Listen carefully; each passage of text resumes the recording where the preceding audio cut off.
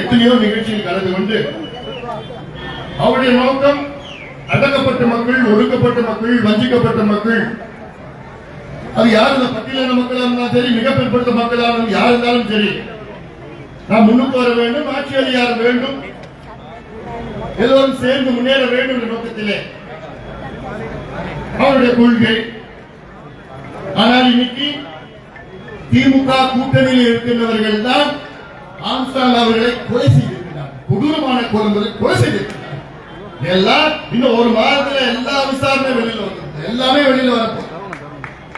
அவர்கள் எல்லாம் சேர்ந்து இன்னைக்கு ஜெகனா இருந்தாலும் சரி, ஆம்ஸ்ட்ராங் அவர்கள் இருந்தாலும் சரி, எல்லாமே நமக்கு ஆதரவு கொடுக்கிறார்கள்.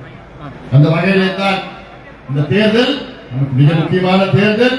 இந்த தேர்தலில் நாம் எல்லோரும் சேர்ந்து மிகப்பெரிய வெற்றியை நாம் கொண்டு வர வேண்டும். தமிழ்நாடு முழுவதும் நம் கூட்டணி வெற்றி பெற வேண்டும். உத்தரமேரூரிலே மகேஷ்குமார் அவர்கள் வெற்றி பெற வேண்டும்.